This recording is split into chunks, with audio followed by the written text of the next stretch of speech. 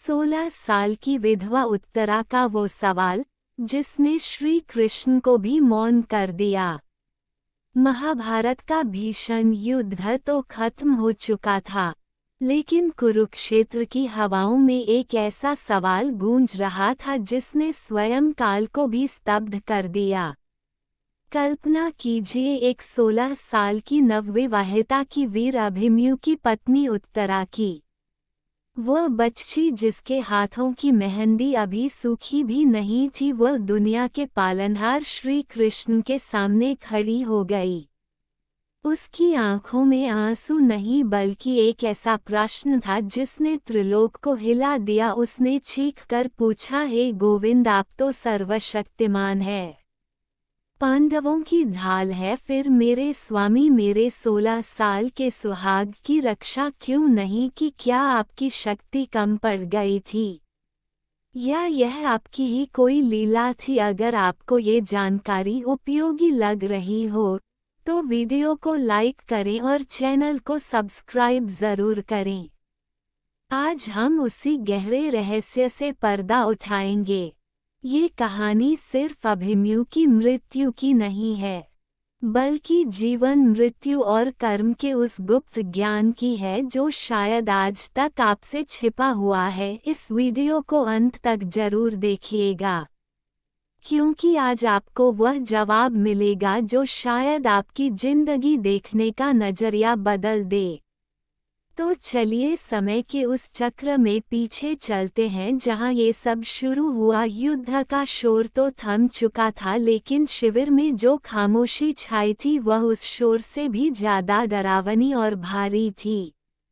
जरा उस पल को महसूस कीजिए। एक तरफ पांडवों की जीत निश्चित हो रही थी, लेकिन दूसरी तरफ एक ऐसा अंधेरा छाया था जिसने जीत की चमक को फीका कर दिया था। अभिमन्यु, जो अर्जुन का गौरव और सुभद्रा की आंखों का तारा था, अब नहीं रहा था, लेकिन सबसे गहरा और कभी ना भरने वाला घाव लगा था उस भोली उत्तरा को। वो अपने कक्ष में पत्थर की मूरत बनी बैठी थी। उसकी शादी के कंगन अभी भी हाथों में खनक रहे थे, लेकिन उसकी दुनिया उजड़ चुकी थी। जब श्री कृष्ण वहां पहुंचे तो सबने सिर झुकाकर उनका स्वागत किया। आखिर वह भगवान थे, इस महायुद्ध के सूत्रधार थे। लेकिन उत्तरा की आंखों में आज भक्ति नहीं बल्कि एक असीम वेदना और धधकता हुआ आक्रोश था। उसे लगा कि जिसके हाथों में पूरी सृष्टि की डोर है, क्या वो मेरे पति के लिए एक बार नहीं रोक सकते थे? वह धीरे धीरे अपने स्थान से उठी। दुख से उसके कदम लड़खड़ा रहे थे, लेकिन उसका इरादा चट्टान जैसा पक्का था। आज उसे भगवान से जवाब चाहिए था। वो उस भीड़ को चीरते हुए सीधे गोविंद की ओर बढ़ी, जैसे कोई घायल शेरनी अपने सवालों का शिकार करने निकली हो। कृष्ण के सामने पहुंचकर उत्तरा का धैर्य बांध टूट गया। वहां कोई औपचारिकता नहीं बची थी, सिर्फ एक टूटे हुए दिल की पुकार थी।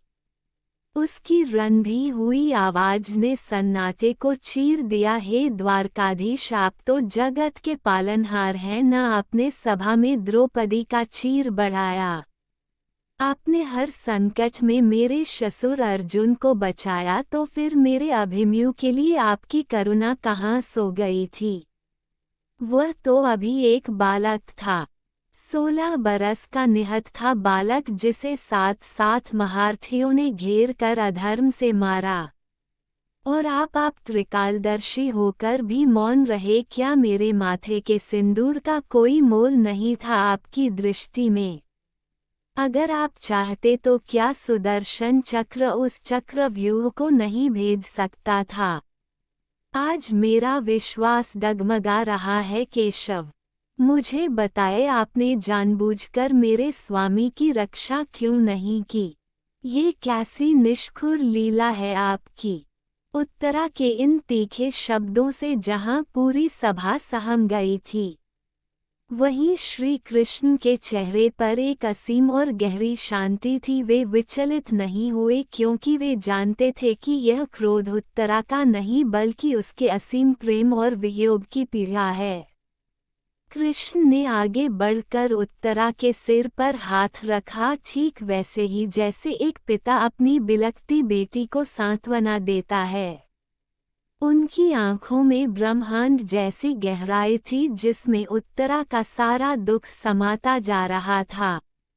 उन्होंने बहुत ही कोमल स्वर में कहा, पुत्री उत्तरा, तुम्हारा प्रश्न अनुचित नहीं है। एक पत्नी की दृष्टि से तुम्हारा क्रोध सत्य है, परंतु नियति का विधान मनुष्य की भावनाओं से बहुत ऊपर होता है। तुम जिसे मृत्यु समझ रही हो और जिसे अन्याय कह रही हो, उसके पीछे पूर्व जन्मों और कर्मों का एक ऐसा गणित है जिसे साधारण आंखों से नहीं देखा जा सकता। अभिमन्यु कोई साधारण बालक नहीं था और न ही उसका अंत साधारण था। शांत हो जाओ ताकि तुम उस रहस्य को सुन सको जो आज तक समय की परतों में छिपा था।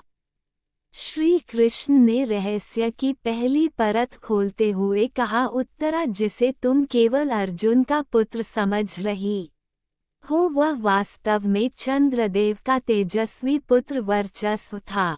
जब धर्म की स्थापना के लिए सभी देवताओं को धरती पर अपने अंश भेजने थे, तब चंद्रदेव अपने प्रिय पुत्र के मोह में पड़ गए थे।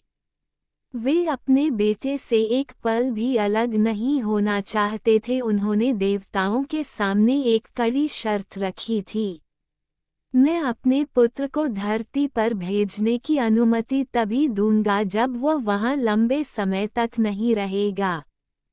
चंद्रदेव ने तय कर दिया था कि वर्चस्व यानी अभिमन्यु की आयु केवल 16 वर्ष ही होगी। वह धरती पर आएगा, वीरों की तरह लड़ेगा और अपने पराक्रम से सबको चकित करके दिन ढलते ही मेरे पास वापस लौट आएगा। बेटी अभिमन्यु की मृत्यु कोई दुर्घटना नहीं थी और न ही मेरी असमर्थता, ये तो उसके जन्म से पहले ही लिखा गया एक दैवीय समझौता था जिसे मैं भी नहीं बदल सकता था, क्योंकि वह आत्मा इस नश्वर संसार के लिए बनी ही नहीं थी।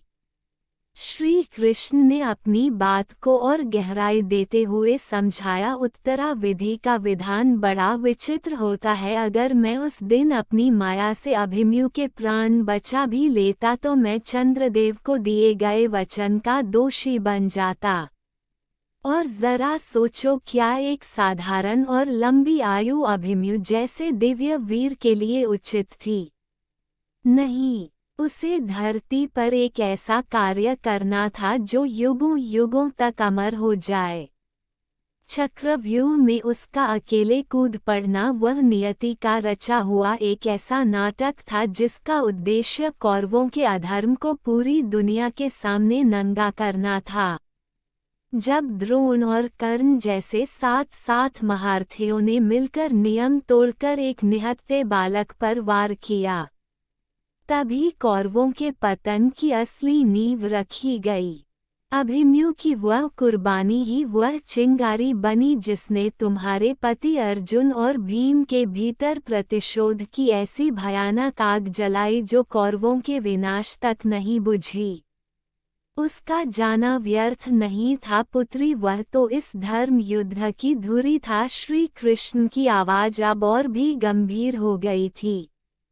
उन्होंने कहा, याद करो उत्तरा, जब सुभद्रा गर्भवती थी और मैं उसे चक्रव्यूह भेदने की कला सिखा रहा था, वह कोई संयोग नहीं था कि व्यूह में प्रवेश करने का ज्ञान मिलते ही सुभद्रा को नींद आ गई और वह व्यूह से बाहर निकलने का रास्ता नहीं सुन सकी।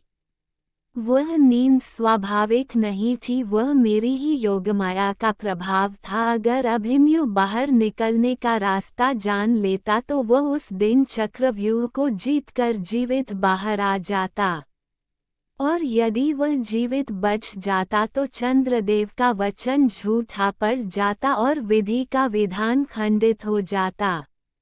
उसे उस व्यू में फंसना ही था क्योंकि उसका जन्म ही उस महान बलिदान के लिए हुआ था। वह अधूरा ज्ञान उसकी मृत्यु का कारण नहीं बल्कि उसकी मुक्ति का द्वार था। मैंने उसे रोका नहीं बल्कि मैंने ही उसे उस नियति की ओर भेजा था जहां उसे अमृतत्व प्राप्त होना था। श्री कृष्ण ने उत्तरा की भीगी पलकों को देखते हुए जीवन का सबसे कठोर सत्य बोला, पुत्री, तुम जिसे अपना पति मानकर रो रही हो वह तो एक मुक्त आत्मा थी जो अपना कार्य पूर्ण करके अपने लोक लौट चुकी है। कुरुक्षेत्र की उस लाल मिट्टी में अपने शरीर का त्याग करके उसने वह वीर गति प्राप्त की है जो बड़े बड़े तपस्वियों को भी नसीब नहीं होती। जरा सोचो, अगर वह जीवित रहता और वर्षों बाद एक साधारण वृद्ध की तरह मरता तो क्या उसे ये दिव्य सम्मान मिलता? कदापि नहीं। तुम्हारे यह आंसुओं का मोह उसे पीड़ा दे रहा है, उसे मुक्त होने से रोक रहा है। वह अपने असली पिता चंद्रदेव के पास वापस जा चुका है। उसका जीवन छोटा अवश्य था लेकिन उसका प्रभाव अनंत है। अब तुम्हें एक साधारण स्त्री के मोह को त्याग कर एक वीर की पत्नी होने के गर्व को अपनाना होगा।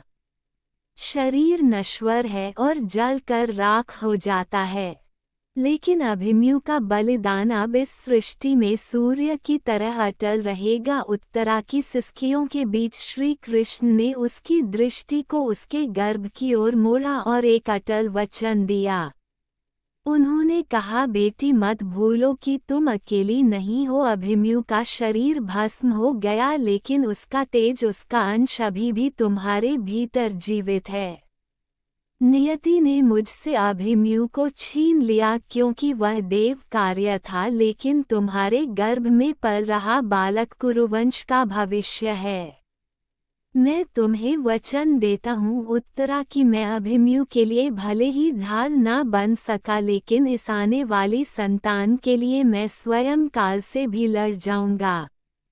अश्वत्थामा का ब्रह्मास्त्र सृष्टि को भस्म कर सकता है लेकिन वह तुम्हारे गर्भ का बाल भी बांका नहीं कर पाएगा।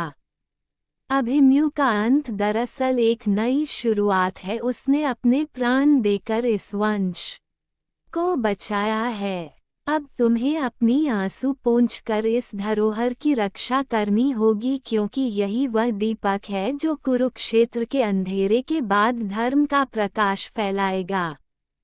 कृष्ण के इन वचनों ने जैसे उत्तरा की आत्मा पर पड़ी धुंध को हमेशा के लिए हटा दिया। वह आग जो कुछ देर पहले उसे अंदर ही अंदर जला रही थी अब शांत होकर एक दिव्य प्रकाश में बदल गई थी। उत्तरा को गहराई से समझ आ गया था कि जिसे वह ईश्वर की क्रूरता समझ रही थी वह वास्तव में सृष्टि के कल्याण के लिए किया गया एक अनिवार्य त्याग था। उसने महसूस किया कि उसका पति कोई साधारण योद्धा नहीं था जो युद्ध में हार कर मरा, बल्कि वह देवता था जो अपना निर्धारित कार्य पूरा करके अपने असली घर लौट गया था।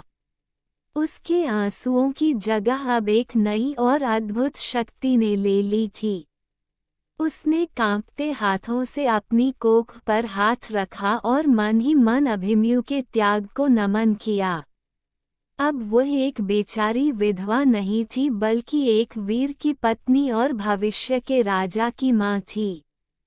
उसने झुककर गोविंद के चरण स्पर्श किए क्योंकि अब उसके पास कोई शिकायत नहीं बची थी, सिर्फ पूर्ण समर्पण था।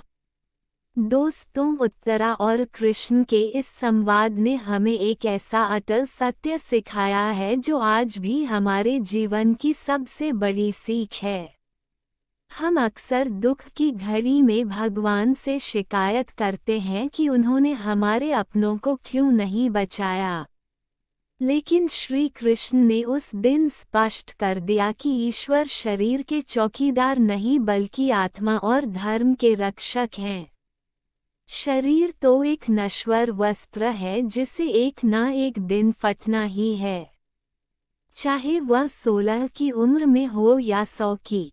असली रक्षा मृत्यु को टालना नहीं है बल्कि जीवन को एक ऐसा उद्देश्य देना है जो मृत्यु के बाद भी अमर रहे।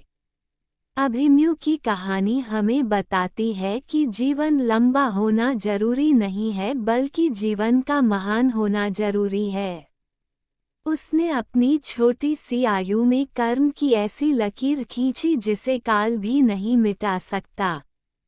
क्या हम और आप अपने जीवन को इतना सार्थक बना पा रहे हैं? दोस्तों, ये कथा सिर्फ एक इतिहास नहीं बल्कि हमारे जीवन का एक आईना है। हम भी अपने जीवन के मुश्किल दौर में अक्सर उत्तरा बन जाते हैं, शिकायतों से भरे हुए और भगवान से नाराज। लेकिन याद रखिएगा, जिस तरह पतझड़ के बिना वसंत नहीं आता, वैसे ही कभी कभी बड़ा सृजन करने के लिए बड़ा विनाश जरूरी होता है। अभिमन्यु का जाना एक अंत नहीं बल्कि परीक्षित के रूप में एक नए युग का आरंभ था। अगर आज आपके जीवन में भी कोई अंधेरा है तो उस गोविंद पर भरोसा रखिए, शायद वह आपके लिए भी किसी नए सवेरे की तैयारी कर रहे हैं। उम्मीद करता हूँ आपको यह वीडियो पसंद आया होगा। अगर वीडियो अच्छा लगा हो तो लाइक, शेयर और कमेंट ज़रूर करें। ऐसी ही वीडियो के लिए चैनल को सब्सक्राइब करना न भूलें और बेल आइकन दबा दें। धन्यवाद।